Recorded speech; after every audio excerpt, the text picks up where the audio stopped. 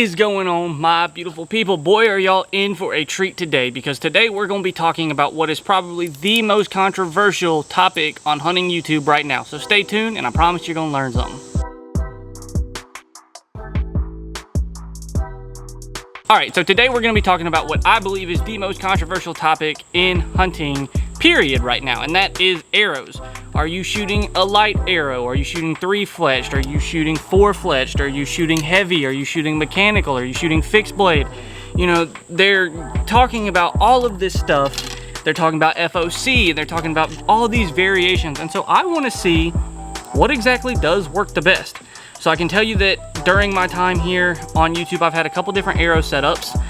When I first started out, I was fresh out of college. I had a bad taste in my mouth about bow hunting before college because I had shot a deer. I had a low FOC arrow and it penetrated about 6 inches, broke off, and never found the deer. Ended up getting pictures of it later on that season. Luckily, it was still alive, but it did have a pretty gnarly scar. So I lost faith in my equipment.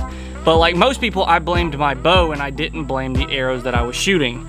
So I bought a new bow, and I actually ended up leaving the shop that day with this arrow in particular and this broadhead. So what this is the G5 Mega Meat or Dead Meat. I'm not exactly sure which one it is. Basically, it is a hybrid, kind of. It's got a little bit of a diameter that's gonna cut even if the blades don't open, but it's a mechanical in the sense that it should open. Very good broadhead, I really like it. And if you're gonna shoot a mechanical, I highly recommend this one. After seeing a little bit of the ranch fairy and getting a little bit of that fairy dust in me, I did decide to spine up. I went from a 330 arrow because I could see it in the air kind of wobbling. This one has an aluminum insert. I'll go back through and put the specs on each of them. I wanna say that's right around 400 grains. So what I did was I upgraded. I got a 250 spine arrow, I put 100 grains of brass, and I shot the same tip. That puts this one right around 500 grains. And I even experimented at this point with a stinger, a Magnus stinger. This was a 100 grain Magnus stinger, and I experimented with that. And I found that, you know, I thought this flew a little bit better. I thought because it was heavier, it was gonna penetrate better. And then I still wasn't 100% confident. I still wanted to upsize. I still wanted to go extreme, essentially, is what I wanted to do. And so that's what I've done this summer. I have shot my bow so much. I have tuned it. I've had people help me tune it. I'm gonna do videos on all of that. That'll probably be up next week, and how I ended up building this arrow and what steps I went through to get to this point. But this is a 200 spine. It's 4-fletched. I have a nocturnal lighted knock in the back, and I have up front, this is a 200 grain with a 100 grain insert. So the overall weight of this arrow is right around 650 grains. But this is a 200 grain single bevel cut on contact Grizzly Sticks Samurai. This is a heavy arrow. Compared to where I started, we've gone up about 300, 250 grains. This is aluminum insert, 100 grains. Like I said, right around 400. This is almost 700 grains. And so what we're gonna do today is I'm gonna shoot these 4 arrows. I have a target set up back behind me. We're gonna look at the arrow flight. We're gonna look at the penetration, and we're gonna look if there's any damage dealt to these broadheads as they insert. So what we're gonna do is we're gonna shoot the mechanical. We're gonna shoot it just like this arrow is, just what I had in my quiver, what I had knocked on my bow.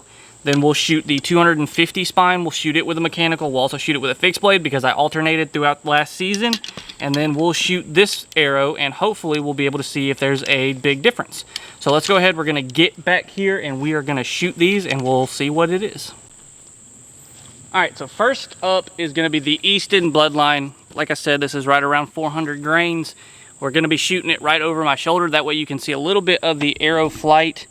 We'll zoom that in a little bit. We're gonna aim for this target that's coming in focus right now. We are at 20 yards. So let's get this knocked up and on its way. Got the GoPro down there to see penetration when this thing hits. Shooting into a broadhead target with another one back behind it just in case. I imagine this is gonna shoot pretty high. No idea where that went, but I know it hit the target, so hopefully the GoPro got it. Next up, we are gonna be shooting the same broadhead, but we are gonna be shooting it on a 250 spine arrow with an additional 100 grains to it. So this one shouldn't go as high, hopefully.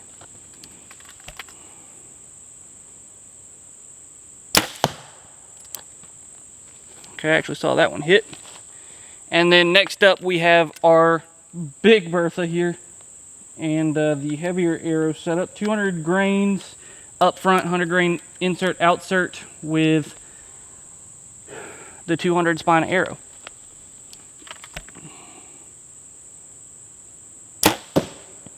And we ended up getting a fletching knocked off one of them. So, oh, I don't think it focused in on that. Let's go take a look at it. All right, so we are walking up. I turned off the GoPro that way battery won't die. But as you can see, penetration does not lie. We even hit the little piece of fletching here off of this arrow, unfortunately, and we cut straight through it and then went into the target, and you can see the heavier arrow with the cut-on contact penetrated a lot further into this.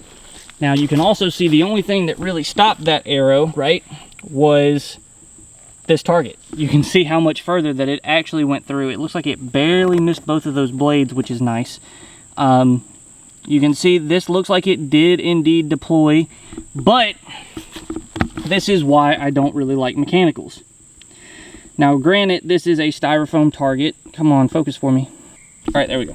So as you can see, the broadhead wasn't able to fully deploy because it got all this foam and junk caught up in it. It's not locked out, you know, it's not fully deployed, and that happened on both of these. So when you're shooting a deer, it's gonna basically do the same thing. You know, it's gonna grab muscle tissue, it's gonna grab fur, it's gonna grab mud, whatever's on that animal, and when it hits, that's gonna stop it from deploying fully. Your wound channel is gonna be smaller, and you can see the 200 grain broadhead, it penetrated, what is that? I'd say 5-6 inches further. So, and that's because it hit another target. So to me, the heavier arrow is going to win out. So I hope you enjoyed this demonstration. That was at 20 yards.